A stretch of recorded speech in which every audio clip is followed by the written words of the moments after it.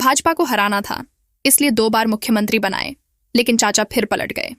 नीतीश पर तेजस्वी का तंज, बिहार उपचुनाव को लेकर चुनाव प्रचार जारी है। इसी कड़ी में आज नेता प्रतिपक्ष तेजस्वी यादव ने बेलागंज में चुनावी जनसभा को संबोधित किया। इस दौरान उन्होंने बिना नाम लिए नीतीश कुमार पर हमला बोला। तेजस्वी ने कहा कि 2015 और 2020 के बिहार विधानसभा चुनाव में सबसे बड़ी पार्टी आरजेडी थी, फिर भी हम लोगों ने तीसरे नंबर की पार्टी जेडीयू का मुख्यमंत्री क्यों बनाया? क्योंकि भाजपा को हराना था। उन्होंने कहा कि चाचा कब आते हैं कब जाते हैं कोई ठिकाना नहीं है। अभी तक साथ थे, लेकिन फिर पलट गए। तेजस्वी ने कहा कि मैं मुख्यमंत्री बनूं या न बनूं, मेरी ये तमन्ना नहीं है, लेकिन अगर बिहार में कोई दंगा फसाद की राजनीति करेगा तो ये बर्दाश्त नहीं होगा। तेजस्वी यादव ने कहा कि 4 सीटों का ये उपचुनाव मामूली चुनाव नहीं है, ये 2025 का सेमीफाइनल है और इस चुनाव के नतीजे का संदेश पूरे देश में जाएगा। आरजेडी धर्मनिरपेक्ष पार्टी है। भाजपा के लोग जिस तरह से बांटने और समाज को तोड़ने का काम कर रहे हैं। यूपी बिहार में कब से पड़ेगी कड़ाके की सर्दी? मौसम विभाग का कोहरे और बारिश पर लेटेस्ट अपडेट। उत्तर भारत के 2 राज्यों यूपी और बिहार में मौसम का मिजाज बदल गया है। नवंबर के दूसरे सप्ताह में भी अभी पूरी तरह से ठंड नहीं पड़ रही है। हालांकि पश्चिमी यूपी में सुबह शाम ठंड महसूस की जा सकती है। ठंड का हल्का असर अब नजर आने लगा है। सुबह शाम बाइक सवार लोगों को गर्म कपड़ों में देखा जा सकता है। हालांकि यूपी बिहार में दिन में अभी भी लोगों को पंखे चलाने पड़ रहे हैं। मौसम विभाग की माने तो यूपी में 15 नवंबर तक मौसम साफ रहेगा। विभाग के अनुसार इस साल का नवंबर अब तक सबसे गर्म रहा है। मौसम विभाग के अनुसार प्रदेश में 10 नवंबर तक मौसम साफ रहेगा। प्रदेश के कई हिस्सों में कोहरे का असर देखा जा सकता है। तराई बेल्ट में 1-2 जगह पर कोहरे का असर दिख सकता है। पूर्वी यूपी के भी कई जिलों में कोहरे का असर देखा जा सकता है। हालांकि कड़ाके की ठंड के लिए लोगों को इंतजार करना पड़ सकता है। विभाग के अनुसार 15 नवंबर के बाद ठंड का असर दिख सकता है। राजेंद्र पुल पर लगा सबसे बड़ा महाजाम, 10 मिनट का सफर तय करने में लग रहा 2 घंटे से अधिक समय।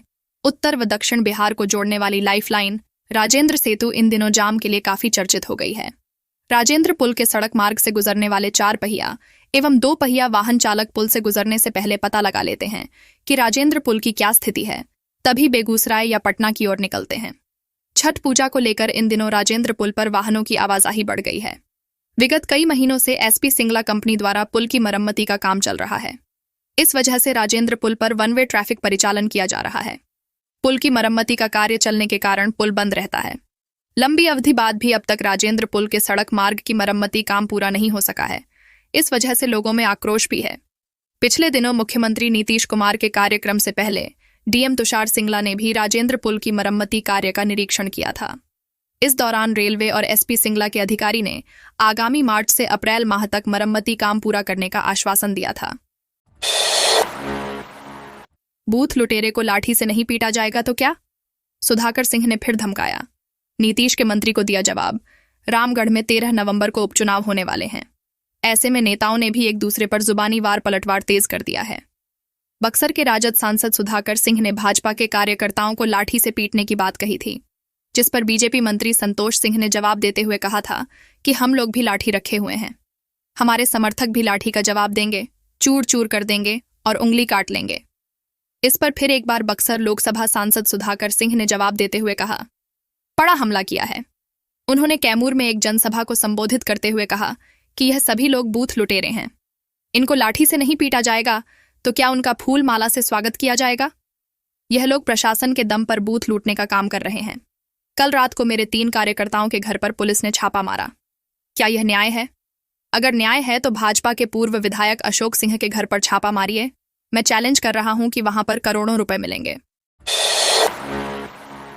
बिहार में इन इंजीनियरों पर गिरने वाली है गाज। 10 दिन का मिला अल्टीमेटम। पथ निर्माण विभाग का बहुत बड़ा फैसला। बिहार में अपने सगे संबंधियों और रिश्तेदारों को ठेका देना इंजीनियरों के लिए अब संभव नहीं होगा। पथ निर्माण विभाग ने काम में और पारदर्शिता लाने की मकसद से यह फैसला लिया है। इंजीनियरों को इसके लिए शपथ पत्र भर कर देना होगा, जिसकी जांच विभाग अपने स्तर पर कराएगा। जांच में अगर इंजीनियरों को खिलाफ इंजीनियरों के रिश्तेदारों को ठेका देने की बात सामने आती है तो उन पर एक्शन भी होगा। पथ निर्माण विभाग ने यह फैसला लिया है कि रिश्तेदारों की ओर से ठेकेदारी करने की स्थिति में इंजीनियरों को उस कार्य अंचल या फिर प्रमंडल से हटा दिया जाएगा। विभाग के अभियंता प्रमुख द्वारा सभी इंजीनियरों को पत्र भेजा गया है। इस तरह का पत्र बिहार राजपथ विकास निगम बिहार राज्य पुल निर्माण निगम, राष्ट्रीय उच्च पथ प्रभाग और यांत्रिक प्रभाग में कार्यरत इंजीनियरों के अलावा सभी अधीक्षण अभियंता और कार्यपालक अभियंताओं को भेजा गया है।